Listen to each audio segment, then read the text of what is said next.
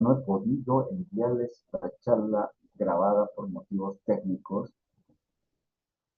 Con seguridad lo voy a hacer este fin de semana a Jael.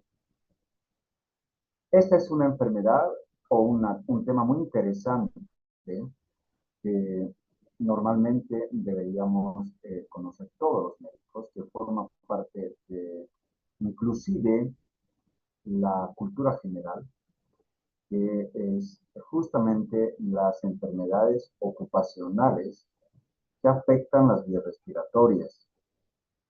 Okay. Entonces, vamos a empezar. Solamente quiero que me den el visto bueno si se está viendo y se está escuchando bien. Sí, doctor. Gracias. Entonces, hablando de neumoconiosis, silicosis, es bueno hacer una introducción de los principios básicos de este tipo de enfermedades ocupacionales. Pocas enfermedades son específicas. El mesotelioma. El mesotelioma es el tumor de pleura por exposición a asbesto, sumado también a el tabaco, por ejemplo, que multiplica muchas veces el riesgo de mesotelioma. Hay muchos desencadenantes o también llamados triggers en el ambiente ocupacional. Muchas sustancias pueden producir entidades específicas, por ejemplo, el cobalto inhalado, enfermedad del intersticio o de las vías aéreas, y la mayor parte, como ustedes van a ver, son multifactoriales. ¿Cómo es esto? Los que trabajan en interior mina, por ejemplo, y sobre todo los que están como perforistas o han trabajado como perforistas, no han utilizado medidas de protección y además salen un poco hacia afuera para fumar. Entonces, hay dos problemas ahí, el material particulado y el tabaco. Principios básicos. Le va a depender todo de la dosis de exposición, es decir, el tiempo con el cual los pacientes están expuestos y dónde están trabajando, digamos, la cercanía a la fuente de exposición. En el caso del berilio, por ejemplo, vemos que se necesita muy poca dosis para producir la llamada beriliosis. También tiene que ver con la genética y con la dieta. Se habla ahora de dietas antioxidantes. Eso es importante para poder mitigar un poco, no solamente los contaminantes acá en las ciudades, sino también en las industrias. El tiempo de latencia puede ser largo. ¿Cuántos pacientes tenemos que han trabajado 10 años en la mina, han salido y después de 5 a 10 años empiezan a tener recién manifestaciones clínicas? Uno hace la radiografía y se encuentra con datos de neumoconiosis. A ver, alguien puede, bueno, ahí ya, puede decir, ¿qué es esto? ¿Qué les hace recuerdo todas estas imágenes?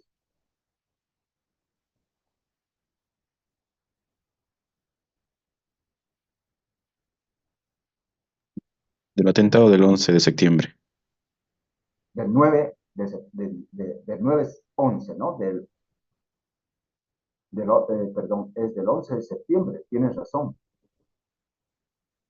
Que ha cambió la historia de geopolítica, económica en el mundo. Y hace poco ha habido otro atentado, ustedes saben muy bien, de Gaza sobre Israel, y hay una serie de cosas que están cambiando abruptamente con todo el objetivo del poderío económico que quieren tener una u otra región. Eso no es nuevo para ustedes, pero es importante mencionarlo. Bueno, ese día yo estaba haciendo mi consulta en el hospital broncopulmonar a las más o menos 10 de la mañana y sucedió todo esto. Tremendo lo que sucedió después, pero no quiero hablar de historia, sino ver que todos estos bomberos que estuvieron expuestos a todos, no solo los humos, sino después van a ver a ese material finito que se desprendió del derrumbe de los edificios y después de haber estado levantando todos los escombros durante... Entonces, ahí empezó a hablarse de una patología, muchos de ellos tuvieron patología pulmonar crónica, por si acaso, neumoconiosis, problemas hipertensivos de la vía aérea, pero hay una publicación ya no tan reciente, que habla de un temprano riesgo de cáncer de pulmón en estos trabajadores, que era una cantidad importante. De los 9.853 bomberos, dividieron, los que trabajaron, estuvieron expuestos a este World Trade Center y todo el recojo de escombros, todo lo que significó la parte de asistencia inmediata, versus los que no trabajaron, se vio un pequeño, moderado incremento del riesgo de cáncer, pero no de pulmón, de otros órganos, no solamente del pulmón, y que este estudio observacional tenía que seguir todavía en curso. Bien, es fácil darse cuenta que acá estos trabajadores estuvieron expuestos a material particulado finito, pero en una concentración permanente y alta, con probablemente no máscaras adecuadas para filtrar el material particulado fino que desprendía justamente la caída, el derrumbe de estos edificios. Esta es una muy buena gráfica y que lo daba antes de la pandemia. Y cuando llegó la pandemia, nunca pensé que iba a volver a usar este tipo de máscaras, ¿no? Y lo usé. Entonces, todo lo que se veía así como algo que era, digamos, de película, lo llegué a vivir, ¿no? Pero si nosotros veríamos lo que respiramos cerca de las avenidas, a la Blanco Galindo, acá, a la San Martín, no sé, muchos tendríamos que vivir así.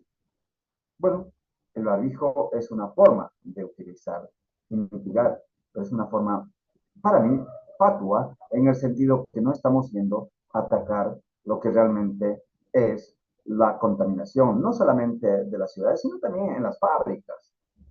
La respuesta del pulmón, de las vías respiratorias, va a depender de acuerdo a la sustancia inhalada, forma, tamaño, distribución del humo o polvo, concentración de las partículas, naturaleza química, solubilidad o no solubilidad de gases o vapores, mecanismos de depuración de las partículas.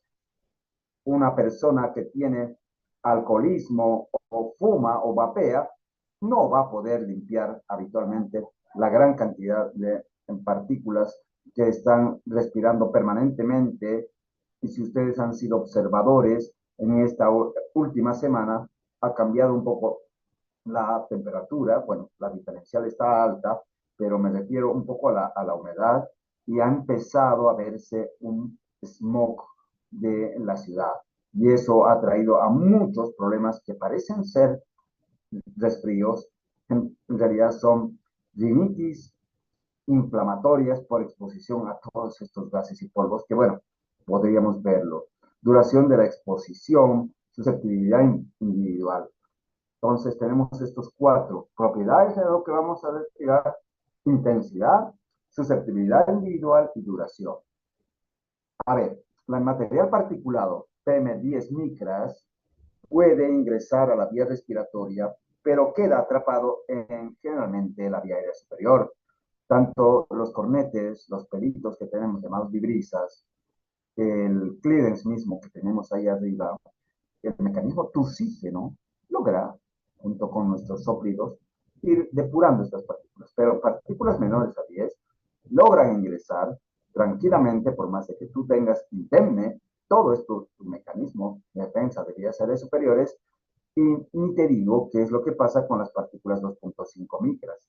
Estas llegan básicamente hasta el alveolo e inclusive pueden atravesar conjuntamente los gases, no por diferencia de presión, sino hacer una especie de pasaje hacia la circulación sanguínea y producir lo que se llama riesgo de inflamación endotelial de los contaminantes.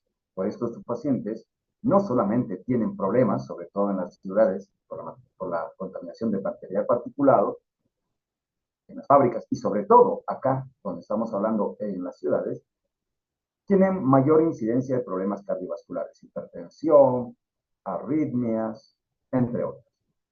Entonces tenemos vías mayores a 10 micras, lo que les decía, de 5 a 9 micras, gran vía respiratoria, y de 5 a 0,5 micras, alveolos, bronquiolos, espacios alveolares, inclusive con mucha de afectación de los capilares y produciendo y orquestando lo que se llama inflamación de todo lo que es endotelitis. Bueno, las partículas ingresan con estos mecanismos de impacto inercial, sedimentación de algunas partículas que lo hacen más allá de las vías aéreas principales, y algunas llegan a difundir, se van por difusión hasta el verdadero espacio alveolar. Pregunto, ¿se está viendo bien las imágenes? Sí, doctor. Gracias.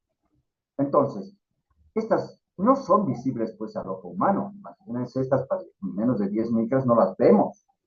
No las vemos, chicos, ¿no? Y para colmo de males, nuestro sistema de clearance mucociliar es capaz de tolerar la cantidad de 500 a 1000 partículas por centímetro cúbico de aire.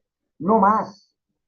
Y eso, con esta capa de sol y gel del mucus, que a través del clearance mucociliar vamos batiendo de adentro de las profundidades hacia afuera, haciendo que tengamos una plenita que no las deglutimos y no es perceptible. Pero, ¿qué van a ver estos días donde hay alta contaminación? Y ni les digo de las personas que trabajan en la construcción, por ejemplo, van a empezar a tener temas más frecuentemente, se van a volver prácticamente por definición bronquíticos crónicos. Bueno, chicos, si además nuestro sistema de clearance mucociliar está ocupado en aclarar las impurezas por este batimiento de este moco y vienen más partículas que estas todavía en la atmósfera, ¿será suficiente? No. Vamos a tener síntomas de expectoración, tos y, para colmo de males, se ha asociado la contaminación atmosférica con incremento de los virus de la temporada, influenza y otros virus, porque tenemos distraído a nuestro sistema de defensa más importante en limpiar las impurezas del aire atmósfero y ahí aprovechan los virus para ingresar. Ingresan inclusive pegados a los contaminantes, o sea, vehiculizados por los contaminantes, llegan a los espacios alveolares. La clasificación etiológica de las enfermedades profesionales podemos hacerlas por polvos inorgánicos, polvos orgánicos, vapores y emanaciones. A ver, polvos inorgánicos, ¿cuáles son? Sílice, carbón, asbesto, hierro, berilio, calcio, estaño, talco, aluminio, sílice. Y esto va a producir su enfermedad correspondiente. De sílice, silicosis. De carbón, antracosis. De asbesto, asbestosis o amiantosis, que también se llama así, y así sucesivamente. Entonces, hay otro tipo de polvos que llamamos duros, como el cobalto, el titanio, el tungsteno, que también pueden producir con menos frecuencia neumoconiosis. ¿Qué quiere decir neumoconiosis? Neumo es pulmón, coniosis es polvo, material particulado, polvo dentro del pulmón. Tenemos polvos orgánicos también, como por ejemplo la enfermedad de lisinosis del algodón, bagasosis del polillo de la caña de azúcar y el llamado pulmón de granjero, que ya vamos a ver que viene por un desecho de las aves que produce un antígeno, como un antígeno y produce una neumonitis, se llama por hipersensibilidad. Por ejemplo, aquí están recogiendo caña de azúcar y estos trabajadores, mientras están más expuestos, pueden desarrollar la llamada vagasosis. Y aquí, trabajadores del algodón van a producir, con nuestro barbijito sencillo, muchos de ellos van a producir bisinosis. Es importante tener entonces como lo hemos hablado, un barbijo, tricapa idealmente, pero ya van a ver ustedes que hay mejores medidas que un solo barbijo, por ejemplo, tricapa. Vapores y emanaciones. ¿Cuáles podrían ser?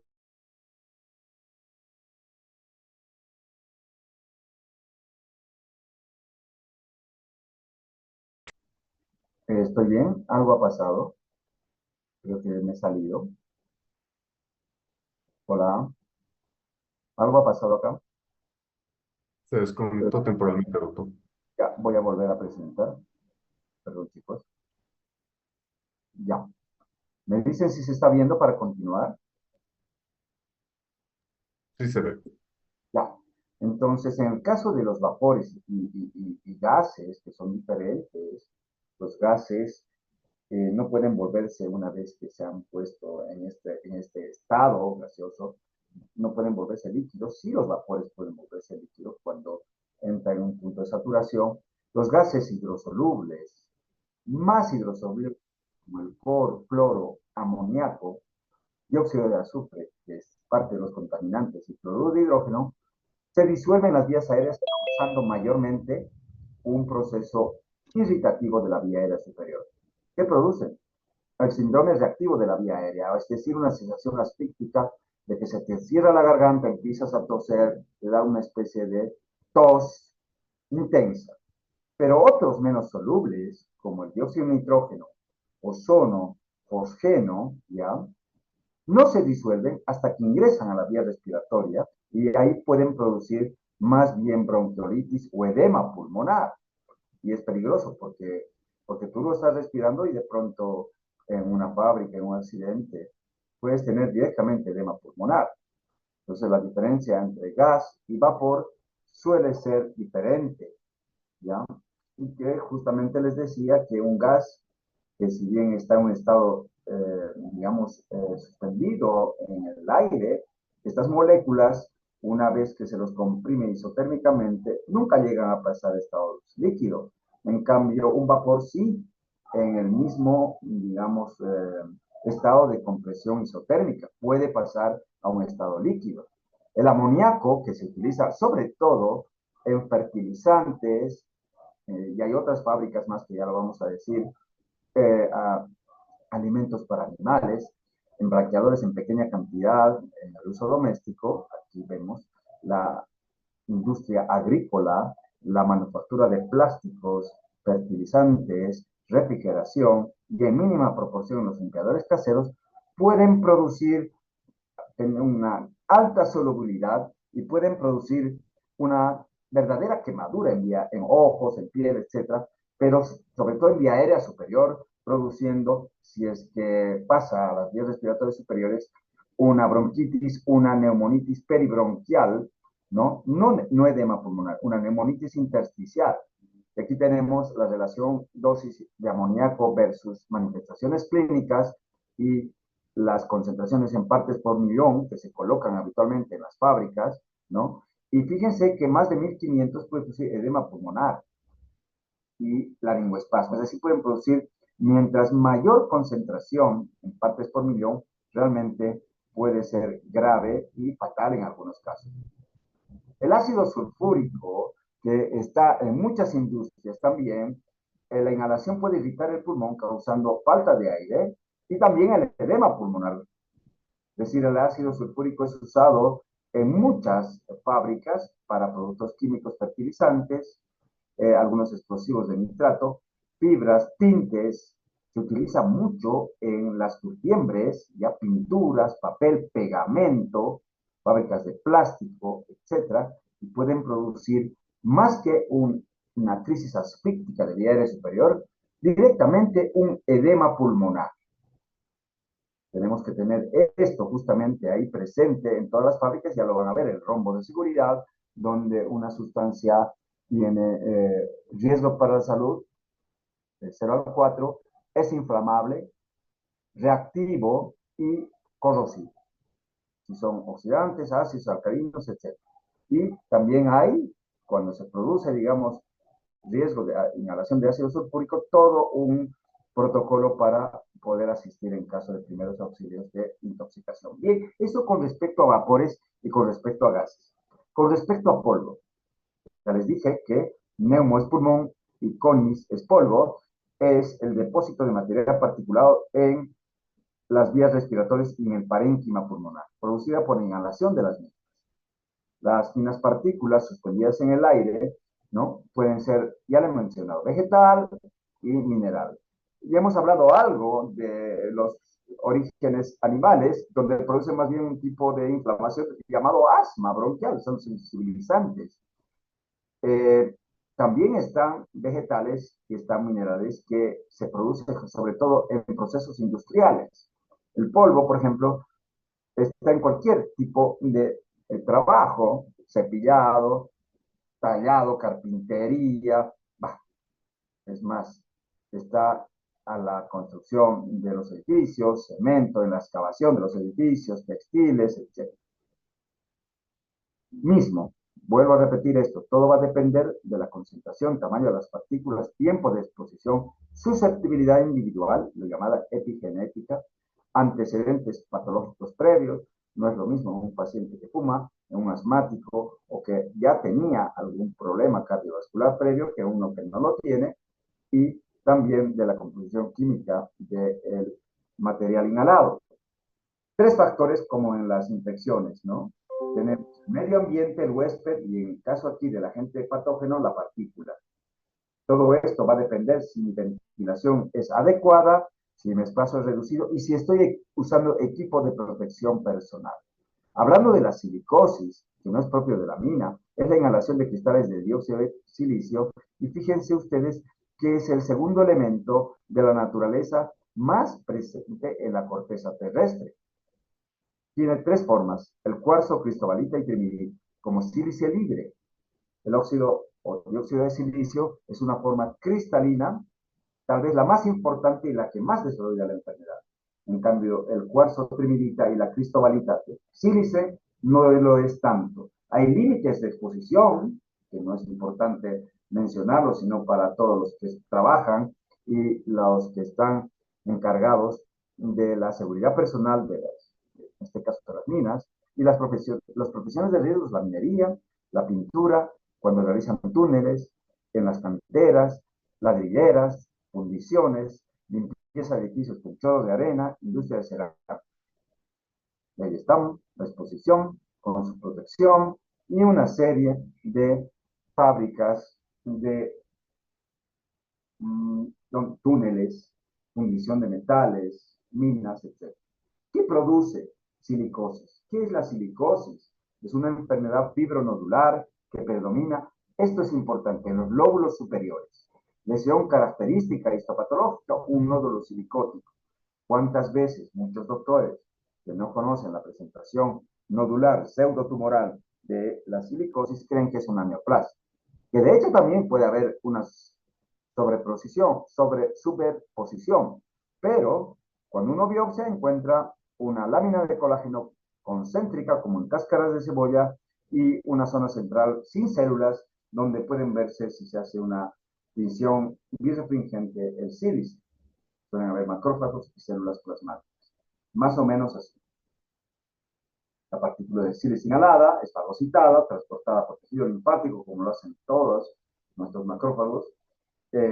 Si la cantidad es importante, pues no va a poder depurar y entonces va a empezar a extravasarse y va a empezar a liberar citoquinas, va a empezar a haber compromiso de tejido colágeno, va a haber una matriz extracelular incrementada, se va a formar una fibrosis periférica y nódulo silicótico que puede ser de tres formas. La nodular crónica, típica, que aparece, fíjense ustedes, después de 20 años de exposición.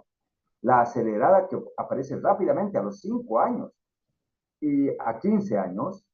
Y la aguda, que se presenta a los 6 meses a 2 años. O sea, esto, que es como una reacción más bien de hipersensibilidad, se llama silicoproteinosis. No solo afecta al pulmón, sino también al riñón, hígado y órganos del sistema retículo endotelial. Por lo tanto, la silicosis puede estar asintomática, un periodo de latencia, puede ser crónica y que puede complicarse con neumotórax, fallo respiratorio, por pulmonale, por hipoxemia, la forma acelerada, que es la más clásica, la aguda, que produce una dificultad respiratoria y la muerte muchas veces. A ver, los pacientes con silicosis, un cuarto de ellos se asocia a silicotuberculosis, a tuberculosis. ¿Por qué? Porque disminuyen los mecanismos de defensa. 10% se asocian a enfermedades de tipo colágeno, lupus y artritis reumatoidea. Esta enfermedad de nódulos silicóticos más artritis reumatoidea se llama nódulos de Kaplan o síndrome de Kaplan. 5% se van a ver en las imágenes. Cáscara de huevo, eggshell, es decir, una calcificación periférica de los ganglios que suelen estar no solo en el ilio mediastino, sino también los nódulos a nivel de los lóbulos superiores del pulmón. hay también asociación con micobacteriosis atípica. De tanto en tanto en el programa de tuberculosis vemos pacientes que tienen silicosis, bronquiectasias y se aísla mucho tiempo después Mycobacterium no tuberculosis y también la cansacia está supuestamente más frecuente asociada a esta silicosis. Cuando uno logra hacer una biopsia y logra ver con microscopio birrefringente, ve estos cristales que brillan dentro de los macrófagos, igual que el Mycobacterium de tuberculosis, ¿no? El macrófago va, lo fagocita, pero como no es fagocitable, la cantidad a veces de este cristal hace que extravase al macrófago y estimule sustancias fibrogénicas. Y podemos ver esto que está coloreado en color más o menos amarillo intenso, medio rosado, los cristales birrefringentes del cristal de Siris.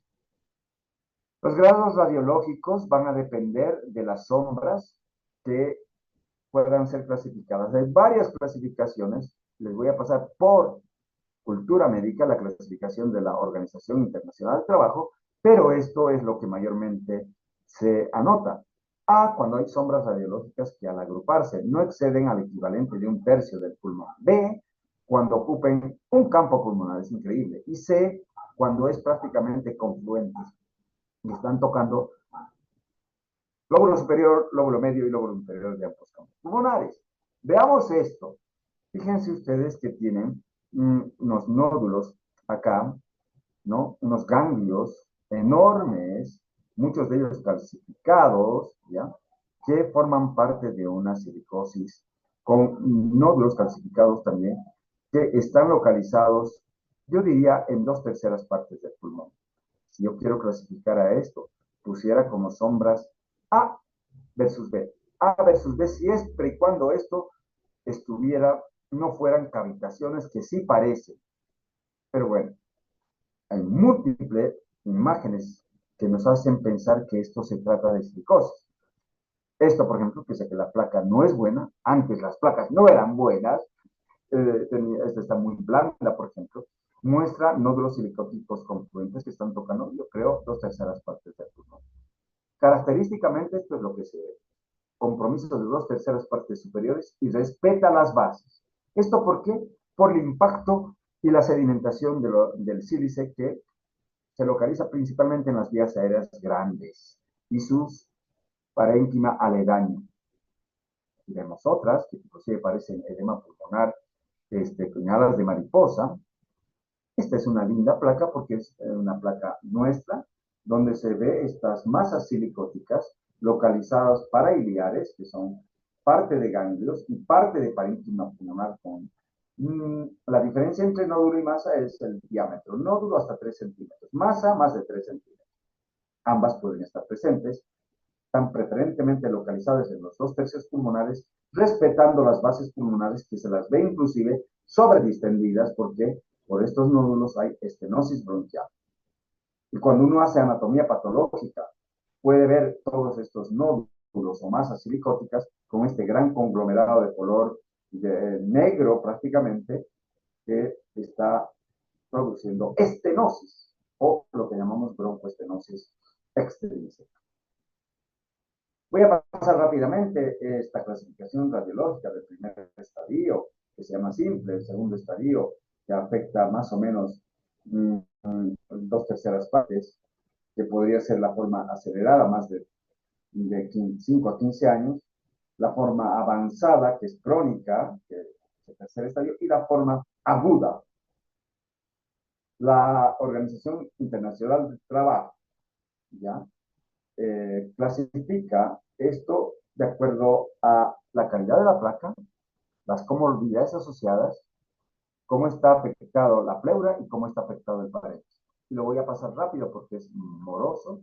Esto depende entonces de la profusión. Profusión es cuánto del parénquima pulmonar está tomado, la forma de estas imágenes y el tamaño. Ausencia de opacidades pequeñas, 0. Opacidades en poca cantidad, 1. Opacidades numerosas, 2. Y muy numerosas, 3. Y voy a pasar esto, fíjense ustedes.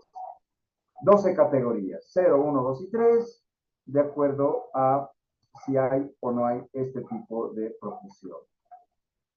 Uno va colocando zonas afectadas, profusión global, opacidades pequeñas, tiene su nomenclatura, PQR, dependiendo del diámetro de estos, se podría decir nódulos, opacidades grandes, A, B y C, si hay placas, si el sitio está cerca al pared torácica, al diafragma, si está calcificado o no, si está extendido hacia la pared torácica, se va notando adicionalmente, y una serie de comorbilidades asociadas, como por ejemplo, cor pulmonale, cavidades, derrame pleural, etc. Fracturas, bien, y va anotando esto, lo que hacían antes nuestros médicos del trabajo, ¿no? Para poder dar, digamos, un beneficio a los trabajadores de, digamos, que cambien de sección o directamente puedan entrar a un proceso de jubilación con lo que le corresponde por haber trabajado, ¿no? La asbestosis. Antes de hablar de asbestosis, chicos, quiero darme 2 minutos para tomar un vasito de agua, por favor.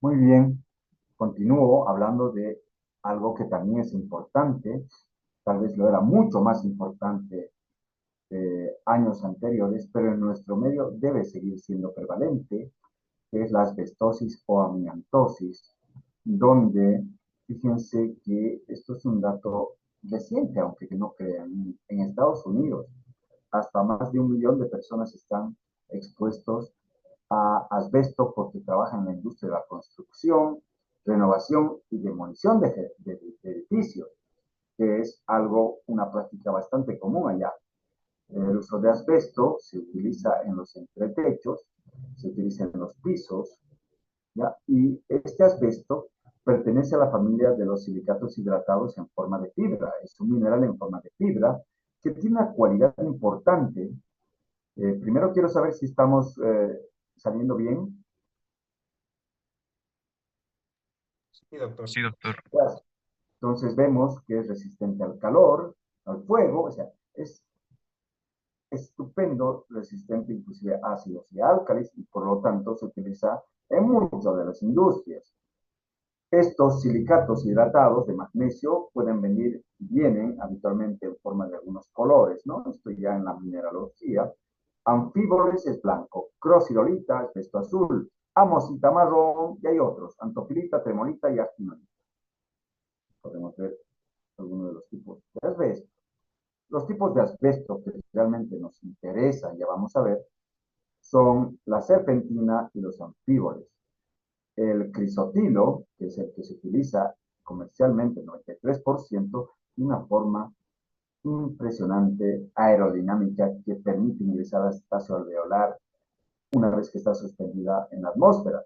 De uso comercial, habitualmente también no son tan frecuentes, pero sí también tienen fibras aerodinámicas, características de franqueo de los mecanismos de defensa, como por ejemplo los anfíboles, actinorita, amosita, antofilita, entre otros. ¿Dónde se utiliza? En la minería y manipuladores de ropa, Ropa de trabajadores, ¿de qué? De los trabajadores que usan este aislante térmico, por ejemplo, se utilizaban mucho en los bomberos, se utiliza mucho en los que trabajaban en los puertos, trabajando en cabinas de avión. Las cabinas de los aviones otrora estaban hechas, porque tienen un muy buen aislante de todo, sobre todo térmico, tenía un revestimiento y dentro de su interior asbesto. Entonces, para trabajadores de Joy, sobre todo los que hacían las cabinas, limpiaban, cambiaban, reparaban, tenían asbestosis. Lo mismo tienen los que han trabajado en las refinerías de tubos, de tanques, en yacimientos petrolíferos, por ejemplo. Muchos de ellos tienen exposición a asbesto y tienen no solamente enfermedad intersticial, ya vamos a ver, sino placas pleurales asbestosas. También se pueden tener en las planchas contra frío y ruido, en los guantes que tenemos de aislantes térmicos, en la industria automotriz, balatas, fábricas de barcos, aviones, techo, entre techo, tubería. Y acá este individuo está expuesto a todas estas montañas de asbesto que se utiliza acá, ¿no? En las tejas, tanques, depósito de agua, cielos rasos, tuberías. Y en el domicilio puede ser, claro, que puede estar expuesto al asbesto, podría ser. En una tabla de planchar, por ejemplo, aislante térmico, en estas posatazas que nos dan para poner nuestra tacita de café caliente, puede haber, en las macetas, puede haber, en la protección de una fachada, en el entretecho, en las tejas y en los tanques, pueden haber. La empresa automotriz, empaquetaduras, embragues, los textiles en los trajes de bombero, guantes para hornos, electrodomésticos, planchas eléctricas, guantes de cocina, filtros para elaboración del vino, quemadores de cocinas a gas. Bueno, estas fibras producen cambios fibrogénicos y patogénicos una vez ingresada al espacio alveolar.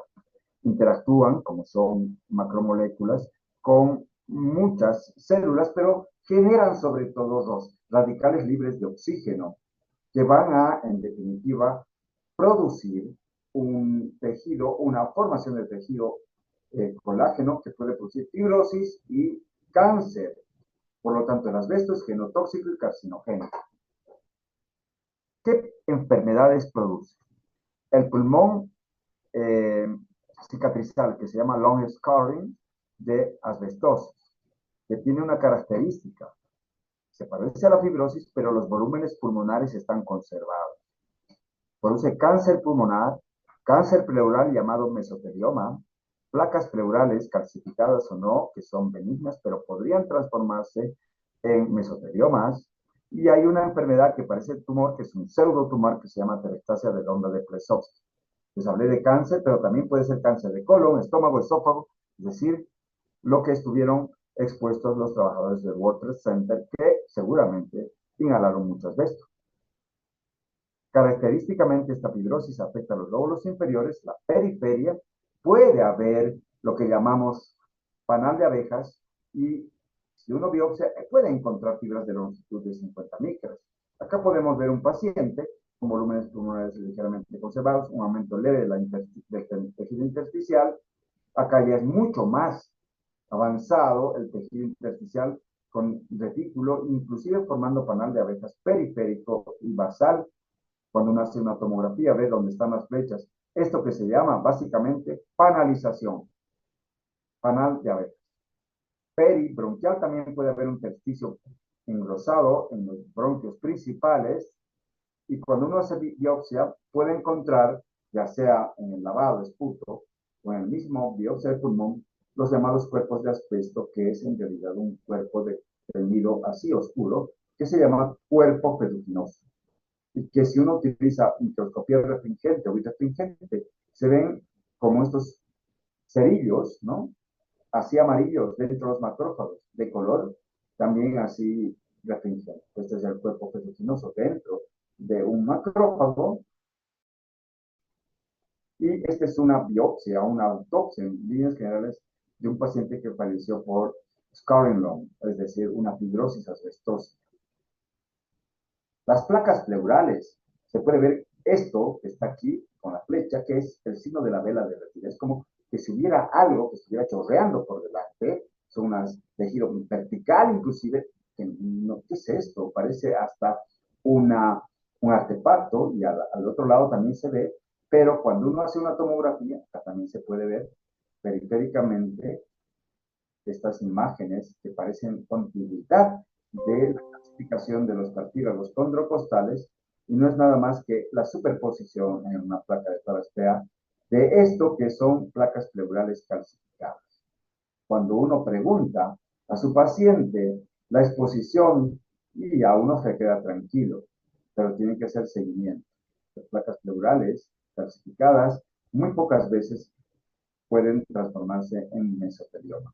Esta tomografía está cortada, pero hacia abajo se ven una especie de nódulos, inclusive broncograma aéreos en un paciente, acá se ve mejor, que tienen como un pedículo acá, que están localizados en lóbulos inferiores, parecen torcidos, y cuando uno hace biopsia, yo tuve, digamos que tiene un caso muy importante, un trabajador de aéreo, que estuvo expuesto a esto cuando trabajaba en la reparación de las cabinas y que parecía tumor, porque además fumaba. Lo que tenía era telectasia redonda, se llama, y tiene su apellido, de Resovsky. Pero lo que más nos preocupa es el mesotelioma pleural. El mesotelioma pleural son verdaderos tumores de la pleura unilateral, que son mamelones, que es cáncer de pleura, que tiene muy mala evolución, es invasivo, su incidencia ha aumentado, ¿ya? Y tiene un periodo de latencia con la exposición largo, más de 30 años habitualmente. Esto es importante saber para los que trabajan y los, digamos, supervisores de este tipo de fábricas, donde hay un nivel de exposición permisible, ¿ya?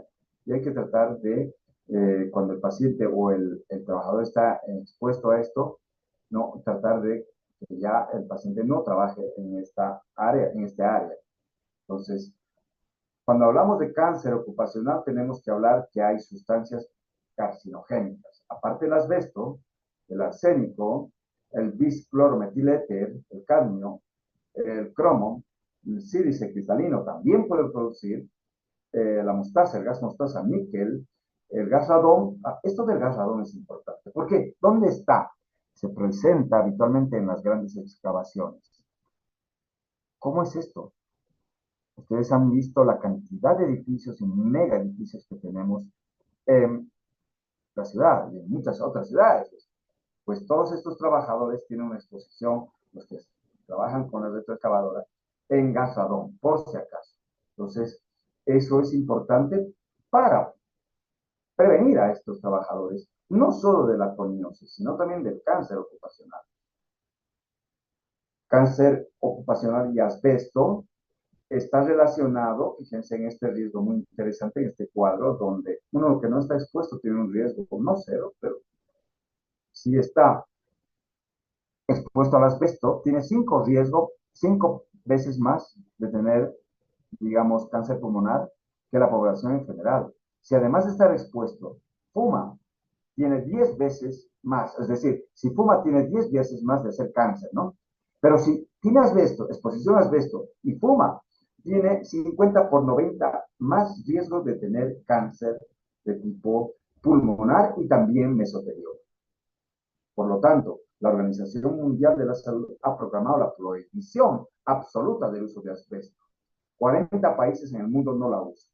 Habrá que preguntarnos, porque es un misterio toda nuestra patria, si estamos usando en las tejas de fibrocemento, si estamos utilizando en los tanques, si estamos usando en nuestras cabinas, etcétera, etcétera, etcétera. El diagnóstico, criterios mayores, historia, tiempo de latencia, imágenes. Criterios menores, si en la espirometría hay restricción, si hay ectopaquias y si tiene crepitantes. Bien, los 10 últimos minutos me va a tocar hablar de neumonitis por hipersensibilidad. ¿Por qué toco esto? Porque son sustancias de tipo biológica que producen enfermedad en trabajadores, sobre todo de la avicultura. La alveolitis alérgica extrínseca o también llamada pulmón de granjero, o también llamada neumonitis por hipersensibilidad, tiene un cuadro definido clínico imagenológico que puede ir, es muy variable y puede ir hasta la fibrosis pulmonar avanzada. Es una respuesta inmunológica a antígenos orgánicos de bajo peso. Características: la exposición repetida a los antígenos orgánicos, muy pocas veces químicos, y en la biopsia, la localización de granulomas, ¿no? Mal formados, ¿ya? Con un, digamos, se puede decir, compromiso intersticial alrededor del bronquiolo, obstrucción de los bronquiolos, obliterante y granuloma. Esto es la característica de la histopatología. Estas son sus sinonimias. Criador de aves. Ojo, muchos pacientes acá hemos recibido de CLISA, donde se cría pichones, y acá también se cría pichones. Entonces, estas son neumonitis por hipersensibilidad, hemos visto en todas sus fases. Pulmón del renovador de bañeras, o del que limpia las piscinas, recolector de hongos, pulmón de resina epóxica, pulmón de trabajador de Malta, agricultor, etc. Esto es para mostrar que no tiene nada, bueno, acá sí, están cambiando el techo y en estos techos muchas veces hay deposición de heces de palomas, ¿no? Ahí van las palomas y estos trabajadores, menos mal que están con su equipo de protección, están en riesgo. Se me ha trancado. Ya. Ahora sí. Y los criadores de aves, ni se lo diga a los que trabajan en avícolas. Entonces hay tres formas: una aguda, también llamada linfocitaria; la subaguda, que ya se ve en la formación de granulomas, ¿no? Y la crónica, que hay fibrosis. En la subaguda hay los granulomas, hay una peribronquiolitis y bronquiolitis, y los síntomas difieren. La aguda parece una neumonía, ¿no? Parece una neumonía. La crónica, aparte de los síntomas, hay síntomas generales: pérdida del apetito, pérdida de peso, tos productiva y disnea. La tomografía es importante. Aquí vemos micronódulos difusos bilaterales con componente intersticial peribronquiolar. Acá ya es una forma fibrótica avanzada con panal de abejas, que esta fibrosis se localiza preferentemente en lóbulos superiores. Acá tenemos un patrón en mosaico, pero tiene vidrio despulido, o esto lo vamos a ver el lunes, ground glass opacity, y tiene nódulos. Cuando veas esto, siempre pregunta en su oficio. Acá igual micronódulos que están haciendo confluencia. Acá hay una forma mixta, en realidad intersticio, que está en parches, peribronquial, central, que van a producir muchos síntomas respiratorios, y si esto avanza o sigue el paciente, ya no es tratable, sino que ya entra en la fase de tipo fibrosis. En la biopsia, cuando hacemos por broncoscopia, encontramos esto, ¿no? Compromiso centrolobular peribronquial, bronquiolitis, muchas veces obliterante, y granulomas, que ya les he dicho, son habitualmente acelulares. Ahí están la formación de granulomas. La prevención de todas estas enfermedades es la clave, por lo que tenemos que ir de menos a más, donde controlamos la exposición, vemos hasta dónde es aceptable, tenemos que ver cómo está nuestro lugar de trabajo y luego hacer un control a nuestros trabajadores periódicamente. Pues bien, me despido con Starbider, que es justamente una réplica a lo que hemos...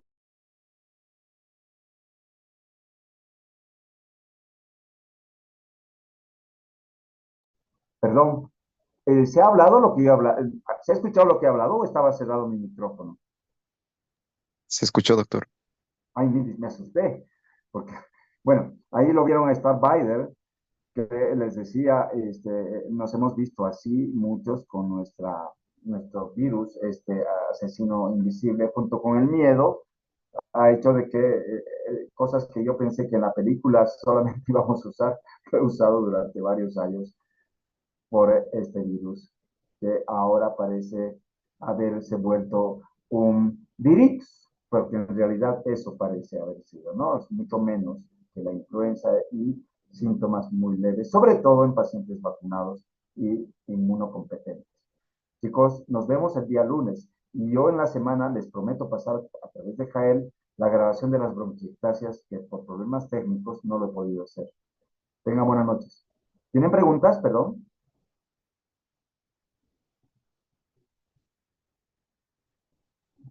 Bueno, nos vemos entonces.